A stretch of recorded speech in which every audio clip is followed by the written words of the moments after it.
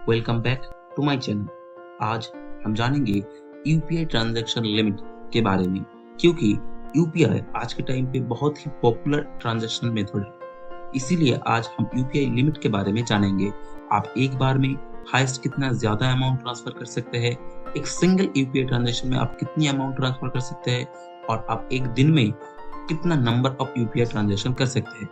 इन्हीं सब चीजों के बारे में आज इस वीडियो में हम लोग जानेंगे, तो जुड़े रहिए हमारे साथ। देखिए, UPI was made by national payment corporation of India, मतलब कि एनपीसीआई ने यूपीआई को बनाया था और इसी ने पर डे ट्रांजैक्शन का लिमिट एक सेट किया हुआ है, जो कि है 1 लाख तक। आप यूपीआई के जरिए पर डे 1 लाख से ज्यादा ट्रांजैक्शन नहीं कर सकते, लेकिन इन्होंने बैंक को भी एक फ्रीडम दिया हुआ है कि बैंक अपने कस्टमर के लिए यह लिमिट अलग से सेट कर सकते हैं, जो कि या तो होगा 1 लाख या फिर 1 लाख के नीचे।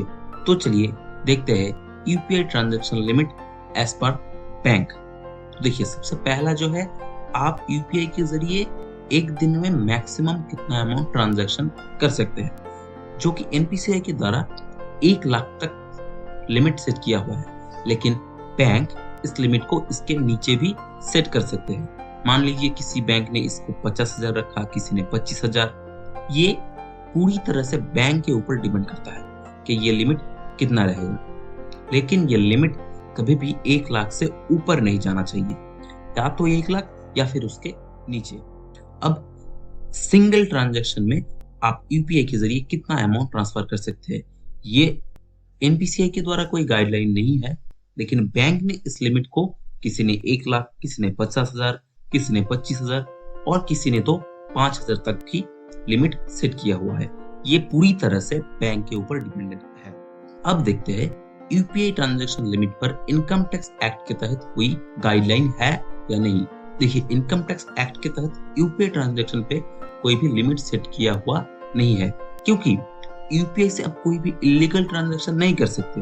यूपीआई का हर एक ट्रांजैक्शन बैंक के माध्यम से होता है और इन हर एक ट्रांजैक्शन को ट्रैक किया जा सकता है।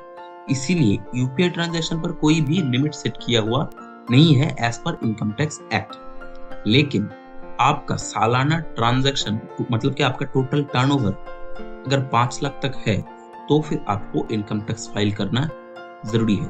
अगर आप इनकम टैक्स फाइल नहीं करते, तो फिर इनकम टैक्स डिपार्टमेंट आपको नोटिस भेज सकता है।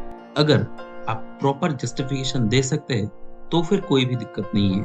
अगर आप जस्टिफिकेशन नहीं दे सकते, तो फिर दिक्कत हो सकता है। इसीलिए अगर आपका पूरा साल का ट्रांजैक्शन, टोटल ट्रांजैक्शन अगर 5 लाख या फिर उससे ज्यादा है, तो फिर आपको इनकम टैक्स फाइल करना जरूर चाहिए। अब बहुत से लोगों को ये गलतफहमी है कि अगर आप इनकम टैक्स फाइल करते हैं तो आपको टैक्स भरना चाहिए, लेकिन ऐसा कुछ भी नहीं है, क्योंकि इनकम टैक्स एक्ट पे बहुत सा रिबेट, बहुत से डिडक्शन अवेलेबल है।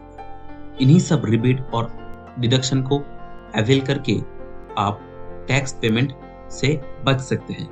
तो इसीलिए आपका अगर टोटल ट्रांजैक्शन 5 लाख या फिर उससे ज्यादा है, तो फिर जरूर इनकम टैक्स फाइल कीजिए। अब देखिए, आपका पूरे साल का ट्रांजैक्शन अगर 20 लाख या फिर उससे ज्यादा है, तो फिर आपको जीएसटी रजिस्ट्रेशन लेना चाहिए, क्योंकि अगर आप जीएसटी रजिस्ट्रेशन नहीं लेते हैं, तो फिर आपको जीएसटी डिपार्टमेंट से क्वेरी आ सकता है कि आपका टर्नओवर 20 लाख से ज्यादा है, लेकिन आपने कोई भी जीएसटी रजिस्ट्रेशन नहीं किया है।